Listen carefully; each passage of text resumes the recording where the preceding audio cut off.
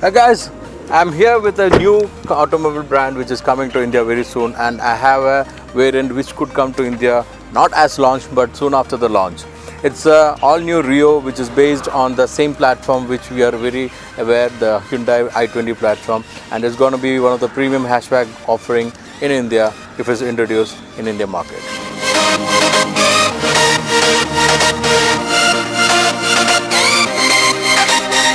The design philosophy of Kia is having a fascia which is similar to aggressive tiger face. So we can see an aggressive fascia for the Kia, which we also seen in Sportage, which we had tested some time back. If you want to see that, click the link over here. And the same design philosophy has carried to the Rio, but in a milder form. And you can see a different treatment for the grille. There is no mesh or any air intake on the grille portion. It's actually a peanut black trim which look very attractive, but the air vent is on the bumper. It's having a huge air vent, and sporty vertical line is also where they place the fog lamp. Headlight is also very attractive. The cluster is very detailed. There's no LED daytime running light as of now in this car. What we have here is a projector beam and a U-shaped LED strip, which is actually a park light treatment. There are enough lines on the hood which give a masculine feel, and when it comes to side profile, it's a clean profile with having a milder lines, but the strong shoulder line is here on the sill, which is started from the headlight, comes up to the tail light and follow as another treatment on the rear as a spoiler. And there is a line on the center part of this body line, which again is a milder one, look attractive, and the dynamic line also follows. The wheel which we having here is a 17-inch multi-spoke sporty wheel, very attractive with a graphite finish, but I'm not sure whether it will be coming to India because it's having a low profile tire which won't be good for our road. Rest of the detail are very similar. Only on the side portion we will have a resemblance with the sibling over here, the Hyundai i10. Otherwise, Kia Rio is having its own identity in its design. As I said, the shoulder line has been carried onto the rear, having a attractive hip formation which look really amazing, and the line has been carried on here, forming a kind of a spoiler which will be evident on the side profile and look very attractive.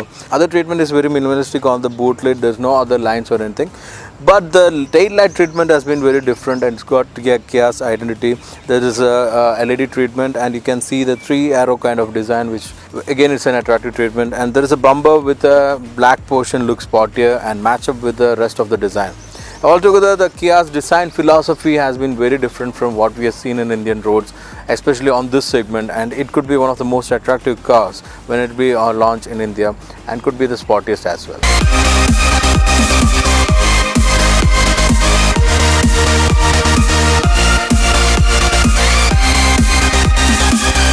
Except for the introductory model, which is a compact SUV, which will be derived from the concept SP model which we have seen in Auto Expo. No other information are official about the models to come to India. But I think Rio would be a good bet for Indian market because the premium hatchback segment is a promising segment which is growing very fast. A lot more players are coming into this segment with their products. So Rio would be a very strong contender for this segment. So it's very stylish, it's sporty, it looks attractive.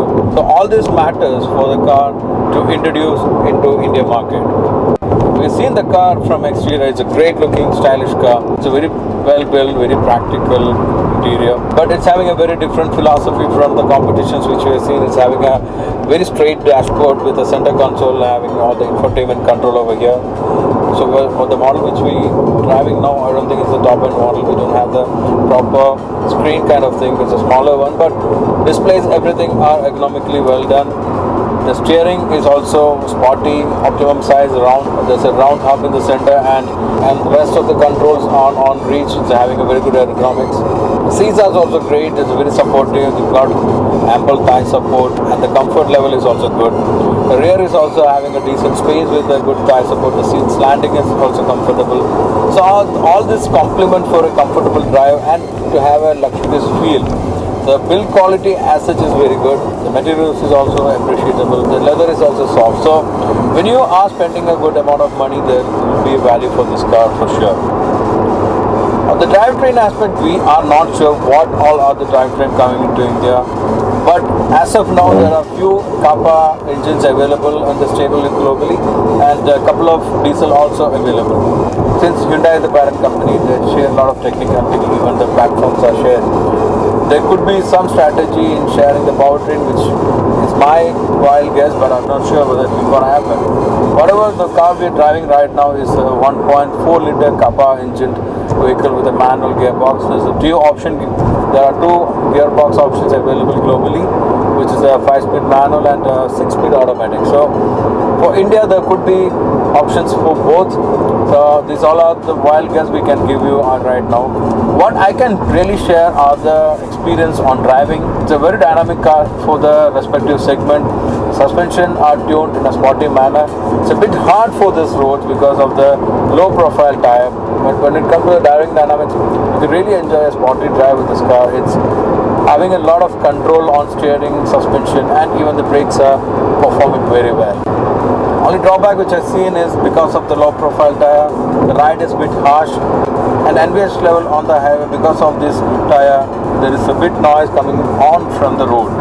Otherwise, there is no wind noise or any other engine noise. The NVH level and refinement are great.